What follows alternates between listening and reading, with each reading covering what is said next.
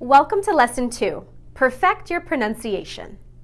In this lesson, we are going to focus on ways to increase your fluency and make your English pronunciation even better. First, I'll discuss more about word stress and then review other ways to help you speak more effectively. First, let's learn more about word stress. I hope you remember what I said back in Module 1, that word stress is the magic key to clear English. More than anything else, when you speak, it is your word stress that helps people understand what you're saying. In some cases, people in America will not understand people in England. Even though both countries use English, some of the word stress varies, making those words sound completely different. For example, this word is pronounced garage in America, but in England it's pronounced garage.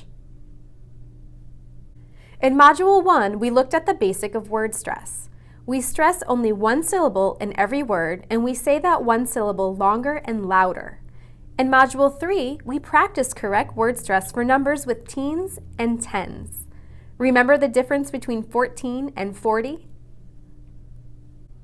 In this lesson, I'm going to introduce you to a few more guidelines to help you decide which syllable to stress. We will look at regular and proper compound nouns, at nouns and verbs that look alike but have different stress, and finally at suffixes that change word stress. First, regular compound nouns. A compound noun is a combination of two words. Some are just one word with two parts like basketball or network. Others are two or more separate words like driver's license or coffee cup. Listen while I say these compounds again. Basketball, coffee cup, driver's license, and network. Where did I put the stress? Yes, on the first word of each compound noun. Another type of compound noun is the compound proper noun. These are the names of a particular person, place, or thing, and they usually begin with a capital letter. Names like Georgia Tech or Delta Airlines. Unlike regular compound nouns, compound proper nouns receive stress on the last segment.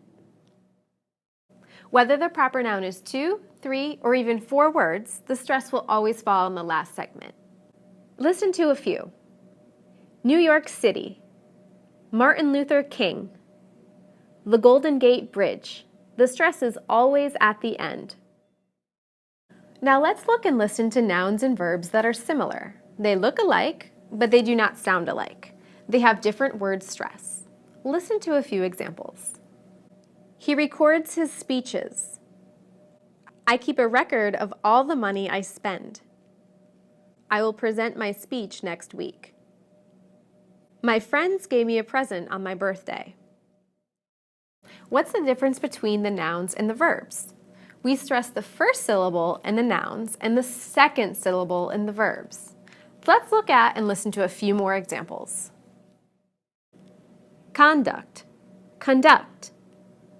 Progress, progress. Contract, contract. Object, object. Permit, permit. Again, we stress the first syllable in the nouns and the second syllable in the verbs. Last, let's look at some common suffixes and how they affect word stress. A suffix is a group of letters on the end of a word that changes the word form. For example, adding "r" after the verb drive forms the noun driver. Adding "ness" after the adjective good forms the noun goodness. Many suffixes do not change the stress of a word, as in the following. When you add "ness," "full," "meant," or to a word, the stress remains the same. Happy, happiness. Power, powerful. Require, requirement. Employ, employer. However, the following suffixes do change word stress. Listen to how the stress moves right to the syllable immediately before the suffix. Adding "this" to major, it becomes majority. Adding this to educate becomes education. Adding this to economy becomes economic. Adding this to mechanism becomes mechanical. And adding this to electric becomes electrician. Having these guidelines for word stress can help you to identify the correct word stress to use, and they are helpful. But the best way to improve your word stress is to pay close attention to word stress during conversations, while you watch videos, and as you listen to the news or podcasts. Over time, and the more you listen and speak, the better and more accurate your word stress will be. Now, I'd like to review a few more points to remember as you practice and improve your fluency. Sentence stress. In every sentence, focus on the content words, the important words in the sentence. Say them louder and make them last longer. Keep the structure words softer and shorter. By doing this, you create the rhythm of English. Ta, ta, ta, ta, ta. Be aware of your intonation, the rise and fall of your voice at the end of sentences. As your voice rises and falls at the end of statements and information questions, your listener can more easily follow what you are saying. In longer sentences, each time we pause, our voices also rise and fall.